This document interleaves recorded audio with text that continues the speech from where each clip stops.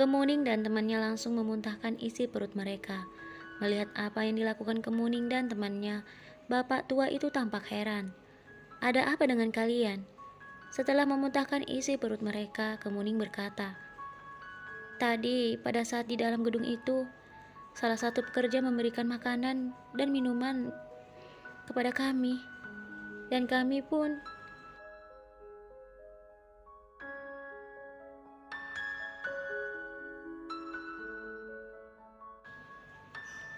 Perkataan Kemuning belum selesai. Kemuning dan temannya kembali mengeluarkan kepala mereka melalui jendela dan kembali muntah. Setelah perjalanan yang cukup jauh, akhirnya mereka pun diberhentikan di sebuah rumah yang sangat kecil dan berada di desa itu. "Kita berada di mana ini, Pak?" tanya Kemuning.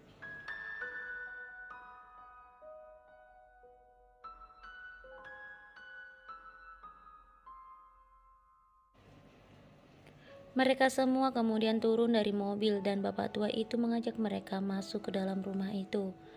"Ini adalah tempat tinggalku bersama dengan istriku. Setidaknya di sini kalian akan merasa lebih aman daripada di luar sana." Kemuning dan temannya pun kembali saling berpandangan. Lalu bapak itu kembali berkata, "Jangan takut, aku bukan makhluk seperti yang kalian lihat."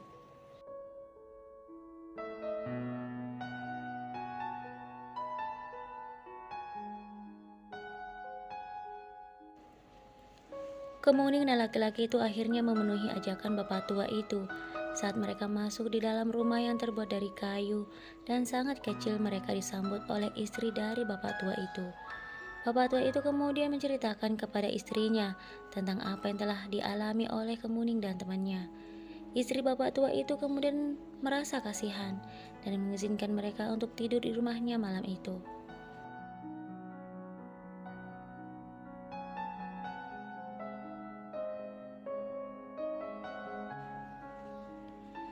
Di saat bapak tua dan istrinya tertidur dengan lelap, Kemuning dan temannya itu justru tidak bisa memejamkan matanya. Laki-laki itu kemudian mendekati Kemuning. "Kenapa kamu belum tidur?" Kemuning menatap laki-laki itu. "Kamu sendiri kenapa tidak tidur?" Laki-laki itu kemudian berkata, "Sepertinya begitu sulit untuk melupakan semua kejadian hari ini."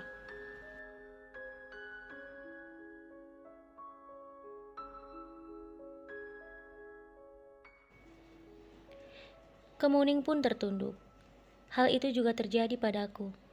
Sebenarnya kamu ini siapa? Mengapa tiba-tiba saja kamu membawaku lari? Untuk apa kamu menculikku? Jika aku melaporkan hal ini kepada polisi, kamu pasti akan dipenjara." Laki-laki itu tersenyum. "Kenapa kamu terus saja mengatakan aku ingin menculikmu? Aku sudah katakan berkali-kali, aku hanya ingin menolongmu dari orang yang sebenarnya ingin menculikmu. Mereka itulah yang sebenarnya penculik, bukan aku."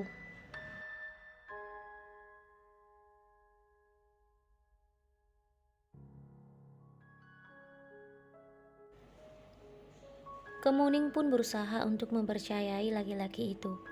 "Baiklah, sekarang katakan siapa namamu?" Laki-laki itu mengulurkan tangannya. "Namaku Lembah. Mulai sekarang jangan berpikir aku penculik. Ini sudah larut malam, pergilah tidur. Besok kita akan melanjutkan petualangan kita." Setelah itu Lembah kemudian berdiri dan meninggalkan Kemuning yang masih melotot padanya.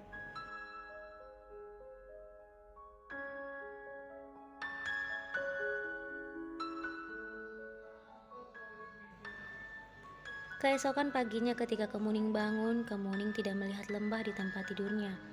Kemuning kemudian mendekati istri bapak tua yang sedang memasak di dapur. "Maaf bu, laki-laki yang bersama aku semalam kemana ya?" Istri bapak tua itu berkata, "Suamiku dan temanmu itu tadi keluar. Itu mereka sudah datang." Kemuning kemudian melihat Lembah yang baru saja memasuki pintu.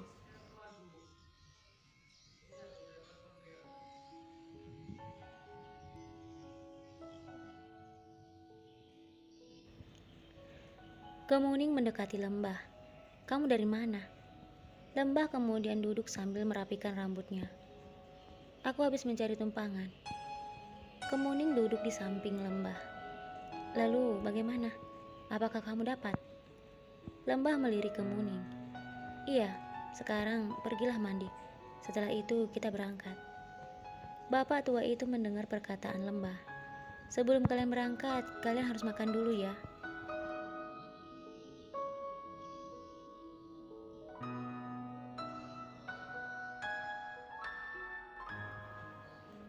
Lembah dan Kemuning tersenyum sambil mengangguk. Setelah mereka pamit, Lembah mengajak Kemuning ke pinggir jalan. Di sana sebuah truk menunggu mereka. Silahkan, kata Lembah pada Kemuning yang berwajah penuh tanda tanya. Saat Kemuning hendak mengatakan sesuatu, Lembah dengan cepat berkata, "Tidak usah protes, yang penting kita bisa pulang."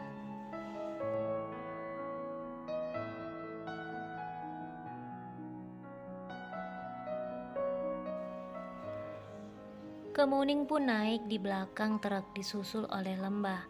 Saat Kemuning naik di atas truk, Kemuning tampak kaget melihat begitu banyak jagung di dalam truk itu. Dan sebelum Kemuning mengatakan sesuatu, Lembah melotot padanya. "Bersyukurlah ini hanyalah jagung. Bayangkan jika ini ayam ataupun sapi," kata Lembah yang seakan mengetahui isi pikiran Kemuning.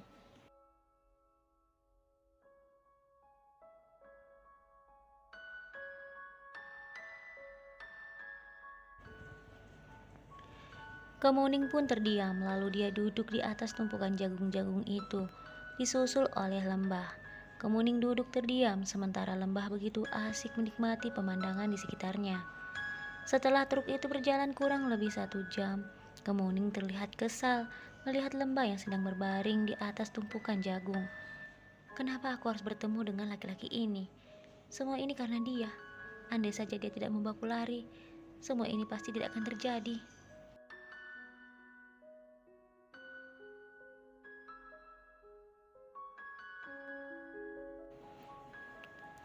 Lembah seakan sadar kalau Kemuning sedang menatapnya penuh dengan benci. "Buanglah pikiranmu jauh-jauh. Meskipun aku mengatakan yang sebenarnya, kamu tidak akan percaya padaku." Tidak lama kemudian tibalah mereka di sebuah jalan yang cukup ramai.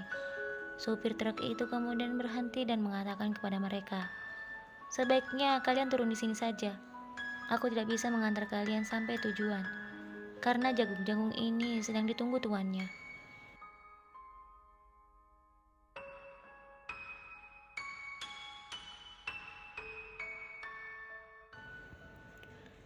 Lembah dan Kemuning pun akhirnya turun dari truk besar itu dan mereka mencari tempat untuk berteduh sambil mencari tumpangan yang lain. Lembah dan Kemuning saling menjaga jarak. Entah apa yang mereka pikirkan. Tidak ada yang saling bicara satu sama lain. Tidak lama kemudian sebuah bis lewat di hadapan mereka. Kemuning berlari mengejar bis itu. Namun sayang, bis itu tetap melaju dengan cepat tanpa menghiraukan Kemuning yang terus berteriak memanggilnya.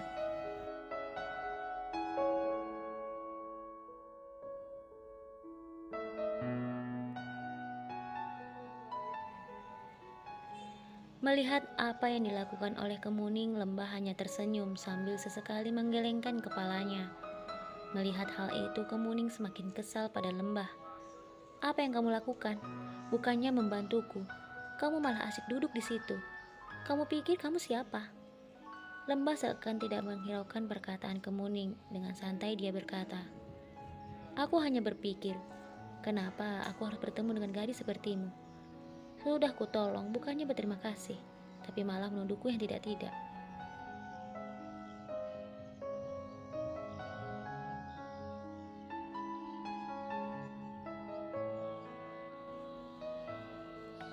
Kali ini Kemuning hanya diam saja, tetapi matanya menatap Lembah sangat tajam.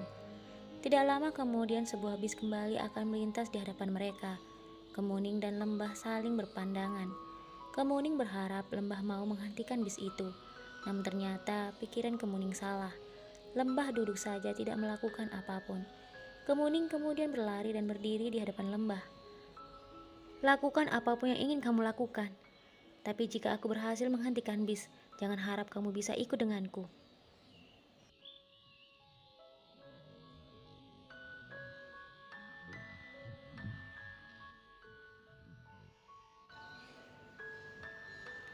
Lagi-lagi Lembah berkata dengan santai, "Bis tadi itu penuh, kalaupun kita berteriak menghentikannya, seperti yang kamu lakukan tadi, percuma."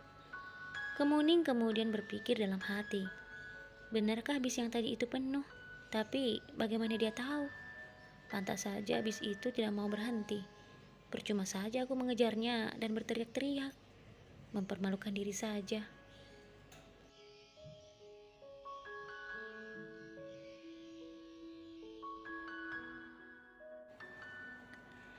Lembah kemudian melirik Kemuning yang duduk jauh darinya sambil mengipas dirinya dengan sebuah daun kering.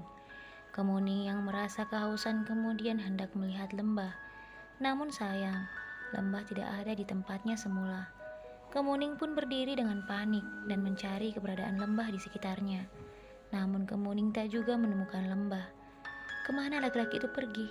Apakah dia benar-benar meninggalkan aku sendirian di sini? Tega sekali dia, batin Kemuning.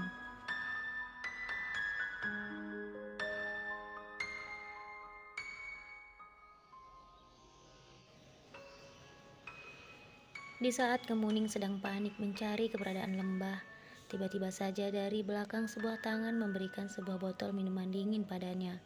Kemuning kemudian membalik tubuhnya dan melihat lembah berdiri di hadapannya sambil berkata, "Minumlah, nanti kamu pingsan lagi." Kemuning menarik nafas panjang dan bersyukur karena ternyata lembah masih berada bersamanya.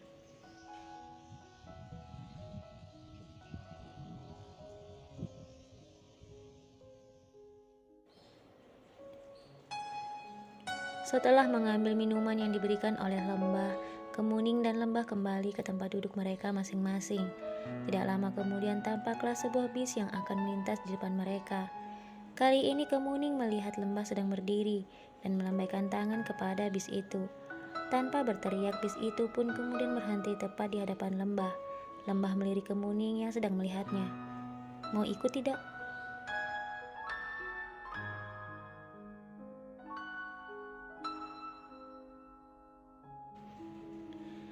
Kemuning pun tersenyum lalu berlari mendekati lembah. Saat berada di dekatnya, lembah mempersilahkan Kemuning untuk naik terlebih dahulu. Setelah itu lembah menyusulnya. Di dalam bis itu mereka duduk berdekatan. "Kamu akan turun di mana?" kata Kemuning pada lembah yang sedang memejamkan matanya. Lembah berkata, "Aku akan turun di mana kamu akan turun." Kemuning tidak mengerti maksud perkataan lembah.